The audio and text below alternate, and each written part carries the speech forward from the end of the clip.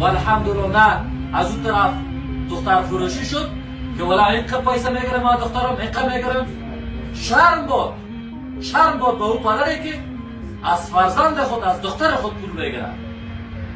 احد حق نداره که از دخترش پول بگیره.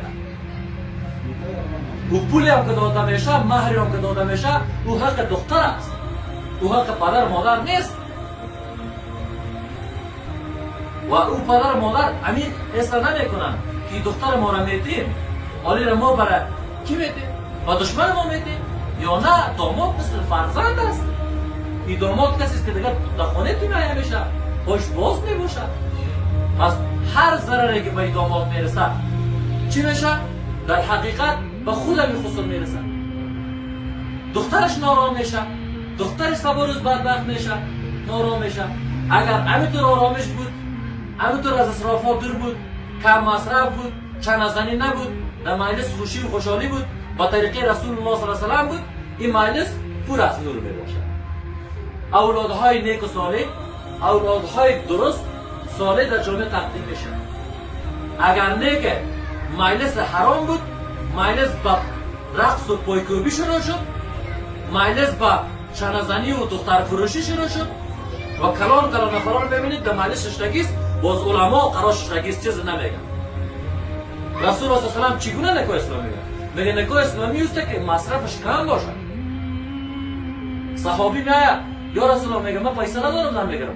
پیسه ندارم میگه یک سوره را یاد داری؟ یک سوره بخونم اون مهرش.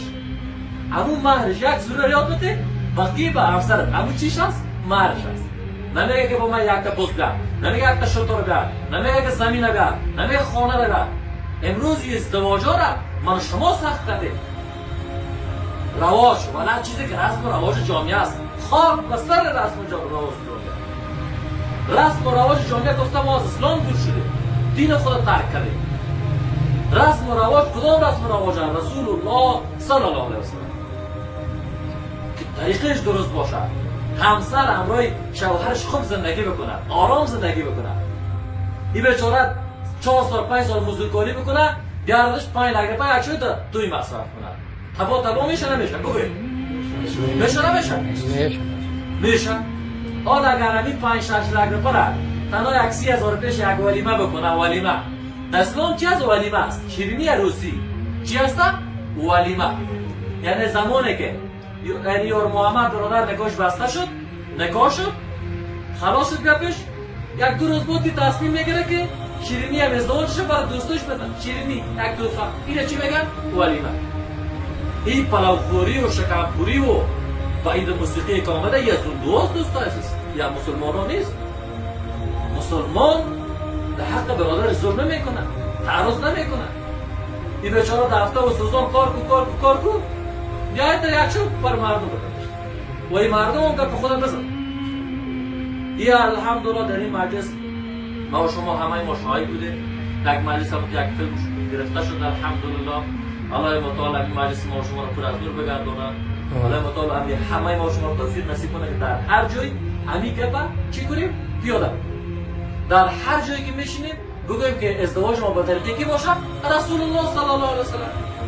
ما را پیر از رسم و رواج جامعه، این رسم و رواج کمرشکنی که در جامعه است. دخترها همونطور بیچاره در خانه ماندن، پسرها یا طرف ایران میرن، طرف ترکیه میرن، طرف جرمنی میرن، غرق دریای یونان میشن به خاطر پول تویی. همونطور میشه نمیشه؟ قربان همونطور پدر که دختر خود همونطور آمد گفت استاد گفت هر چیزی که شما میفهمید. همونطور پدر قربان شد. گفت استاد هر چیزی که طریق اسلام است همونطور بگو. الحمدلله با طریقه رسول الله صلی الله علیه و سلم بدون مصرف، بدون کدام گپ و سخن نکاح بسته شد. الله اکبر. خلاص